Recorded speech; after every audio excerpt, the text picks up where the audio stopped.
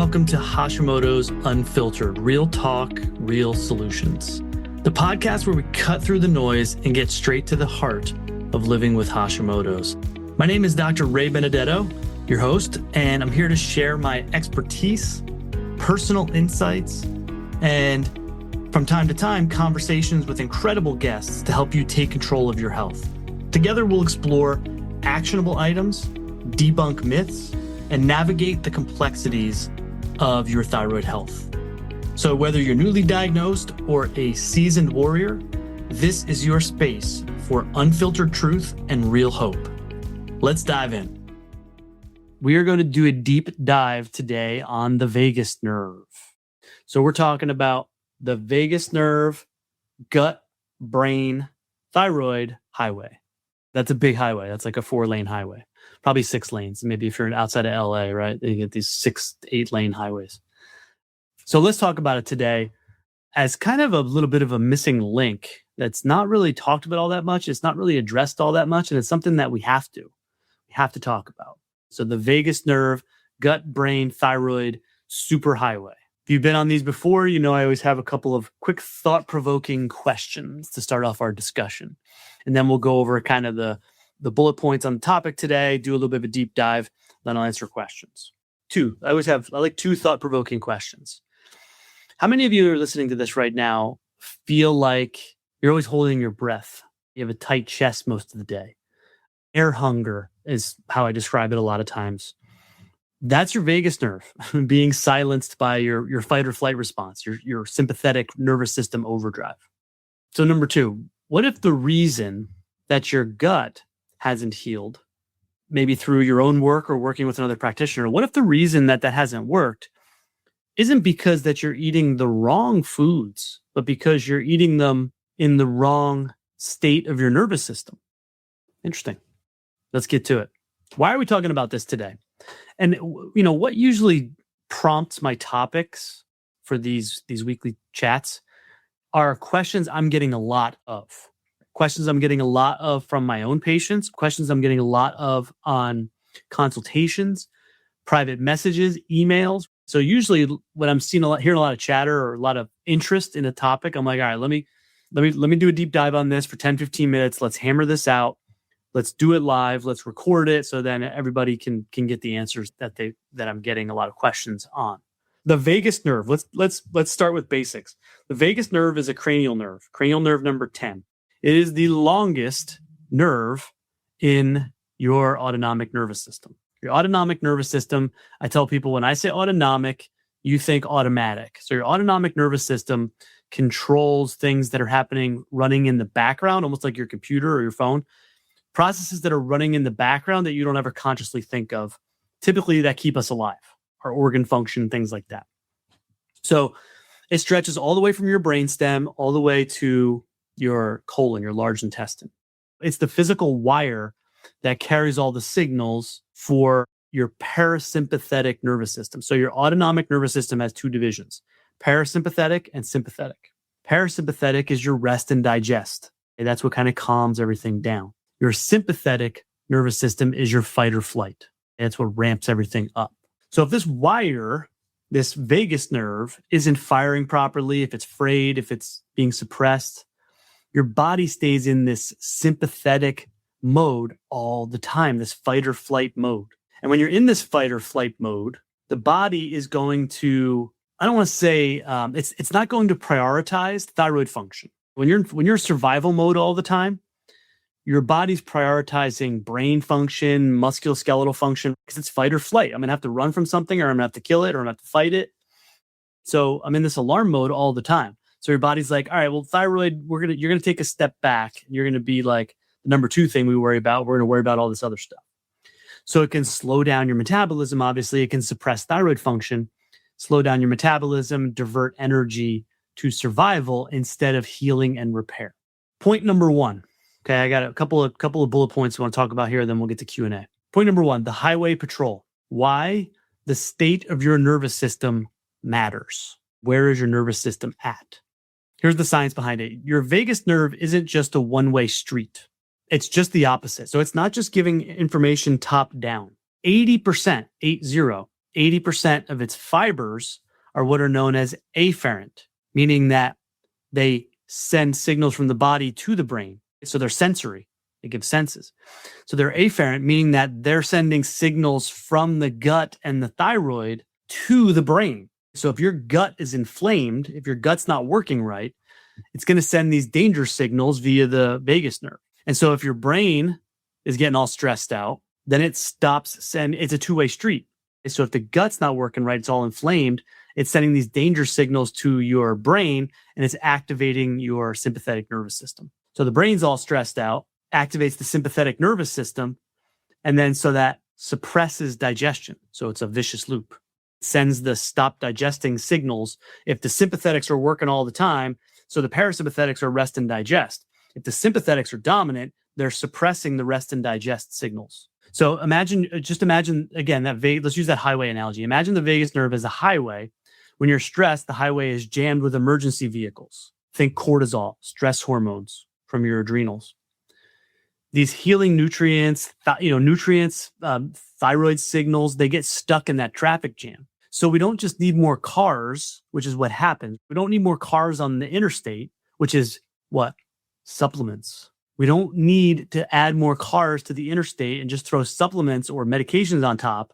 We need to clear the highway so the signals can get through. Okay, so this explains why you could be eating very high quality food, organic food. You could be eating the highest quality food and taking expensive supplements, and they're not working because the body isn't in the right state to be actually able to absorb them and utilize them. So that's our highway analogy. Why the state that your nervous system in matters. If the highway is jammed up with emergency vehicles, cortisol, nothing's going to get through. Food, nutrients, hormones, supplements, you name it.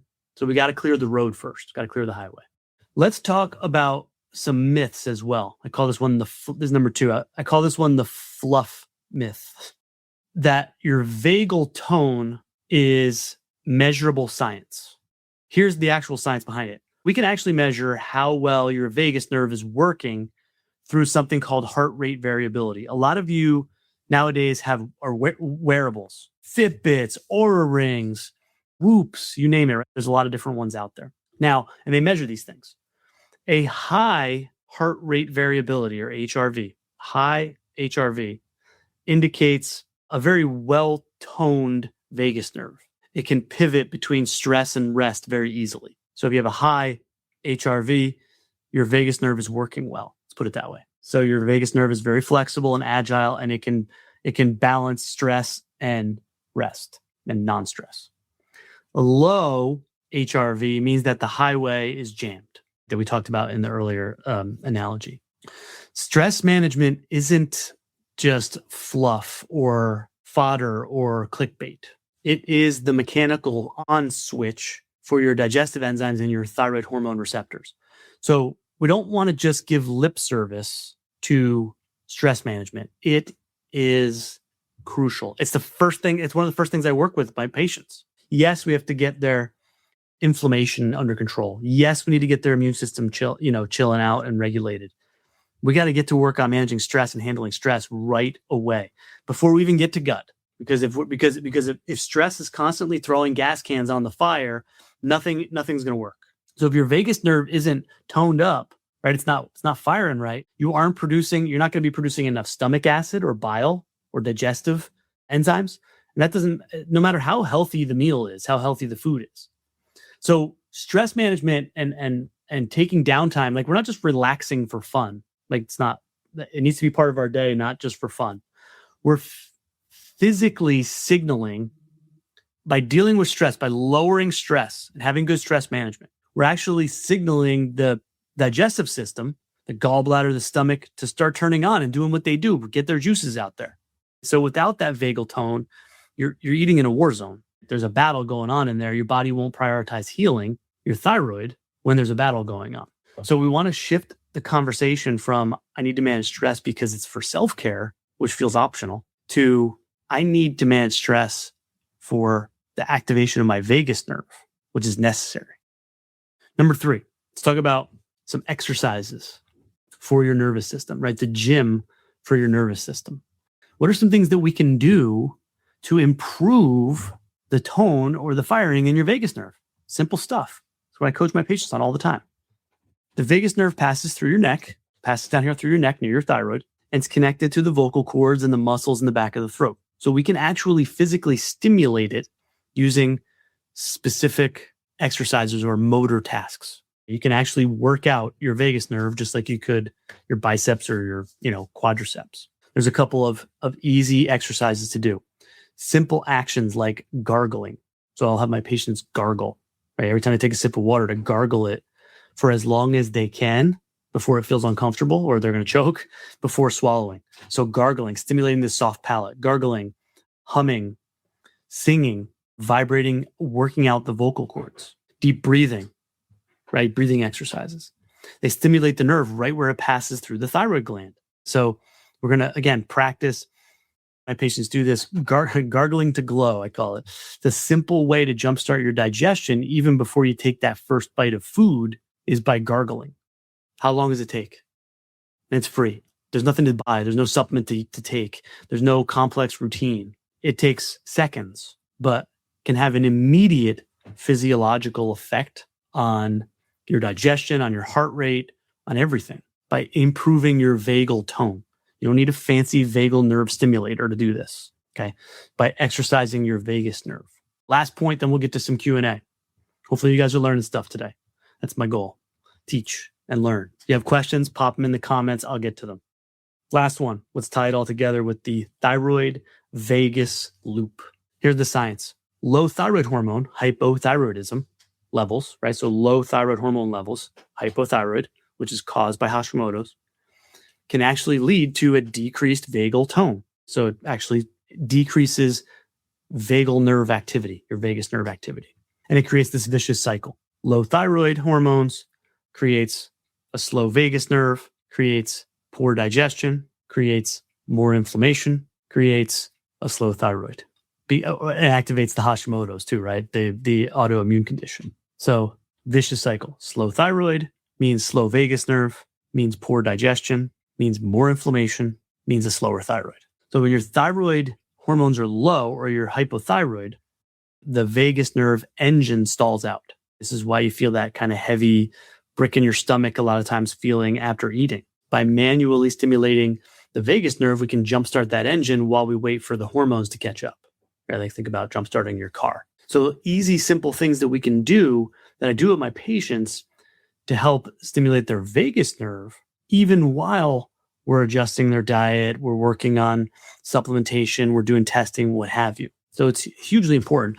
Again, everyone talks about, vagal nerve stimulation, but not understanding why they need to do it, or specifically for my thyroid folks, my Hashimoto's folks, how it can actually help them and why it's so important to manage stress and all these kinds of things. Quick summary, then let's do it. Number one, the highway patrol. The state of your nervous system matters when we're trying to metabolize hormones and when we're trying to, our thyroid hormones especially, and then when we're trying to fix our gut. So you could be eating the best foods in the world, you could be taking the best supplements in the world, and they're not getting where they need to go, and it's not working because the vagus nerve is not allowing them to, right? All that stress, all that cortisol is jamming up the highway, nothing can get through. Got to clear the highway. One of the ways to do it is improving vagus nerve function. The tone of your vagus nerve, we can measure it. Heart rate variability. Your heart rate variability is really high, that's good. Heart rate variability low, bad. But again, why it's so important to manage stress and why self-care is not optional. It needs to be done it for the sake of your nervous system, if nothing else. Number 3, there's some cool exercises you can do. Gargling's an easy one. Hum, sing, activate the vocal cords. Gargling is the easiest one. Have patients gargle before they take every bite of food if they need to, but definitely gargling throughout the day. I have my patients, every time you take a sip of water, we're walking around with these things all day, which is great. Every time you take a sip of water, gargle before you swallow it. Long enough so that it feels uncomfortable, but not choking. Quick, easy, free vagal nerve stimulation technique. Go for it. And then lastly, the thyroid vagal loop. If we have, it's a vicious cycle. So if we have a slow thyroid or low thyroid hormones, Hashimoto's, hypothyroidism, it's going to slow down your vagus nerve, which is going to equal poor digestion, which is going to cause more inflammation, which is going to make the Hashimoto's worse and your thyroid slower. So it's crucial to fix these things before we even start worrying about killing parasites or balancing hormones or doing elimination diets or taking crazy amounts of supplements. Like if we don't fix these foundational things, nothing else matters. And you guys hear me preach this over and over and over again on these talks, is that the sequence, the order of how we do things in a treatment structure matters. Good. So I hope that was helpful for everyone this week. Hope that makes sense what we talked about. If not, you can listen to this over and over and over again. But I think an important topic that needed to be touched on, again, I get a lot of people coming to me asking about the vagal nerve stimulators and all this kind of stuff. And it's like, all right, well, why is it so important? Number one, how is it relevant to someone who has a thyroid problem or someone who has Hashimoto's? And what can we do about it? I want to thank you for tuning in to Hashimoto's Unfiltered, Real Talk, Real Solutions. Again, my name is Dr. Ray Benedetto, and I hope today's episode helped to give you the tools and the insights you need to take another step forward on your Hashimoto's journey. Don't forget to subscribe, leave a review, and share this episode if you think someone could benefit. You can also connect with me on Facebook at Dr. Ray Benedetto and on my website, drraybenedetto.com, for more resources and updates. Until next time, remember, you're not alone and real solutions are always within reach. Take care and be well.